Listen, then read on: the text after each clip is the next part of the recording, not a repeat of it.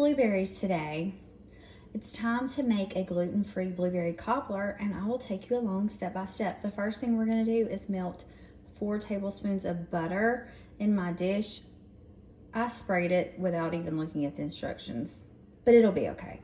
So while the butter is melting, I have 2.5 cups of blueberries that we just picked today. I rinsed them off. And I was pretty particular with them. I mean, I could sit these out and dry them, but they're not that wet. I drained them.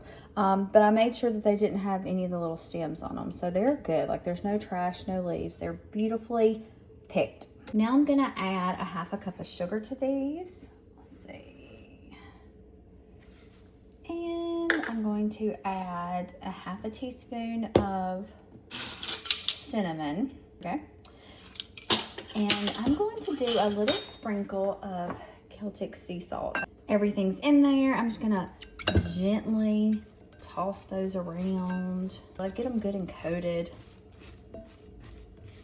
And then I need to make the batter next. Okay, that butter is doing a really good job of melting. So for the batter bowl, we're supposed to start with a cup of King Arthur gluten-free baking mix. I didn't have any of that on hand, but I did have some gluten-free Bisquick. So we're just gonna use that because it's baking mix. To that, I'm adding 1/2 cup of sugar, and then I will just stir that together. Next, I'm going to add some milk and an egg to my mixture. The egg is in there. Here's the milk, and I'm just going to stir this up. I'm not gonna use a mixer or anything. It won't take long. I didn't use a whisk. I could have, but I just stirred it till the clumps were gone. Now it's ready for me to pour into my casserole dish. It's an 8x8 with the melted butter inside. All I have to do is pour this into that and then top with just little clumps of the blueberry mixture. Look at that beautiful cobbler layer with the butter rising to the top. I'm gonna add the blueberries next. Ta-da! It's going to go into a 375 oven for 40 to 45 minutes until everything's nice and bubbly. I just took it out of the oven. It had 3 minutes left, but it looked good and brown. Those edges crispy, crunchy. Fixing to cut into this baby. So it cooked, the directions said 40 to 45 minutes.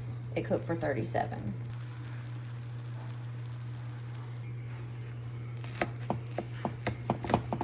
Okay, this is gonna be perfect with vanilla ice cream or Cool Whip or homemade whipped topping. Wes said we had some vanilla ice cream in the freezer.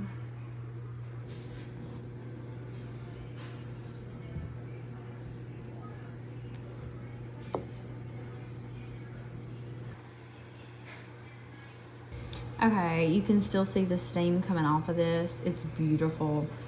It has the crunch of the cobbler, and then it's got all those berries, and I can taste a little bit of cinnamon in it. Delish.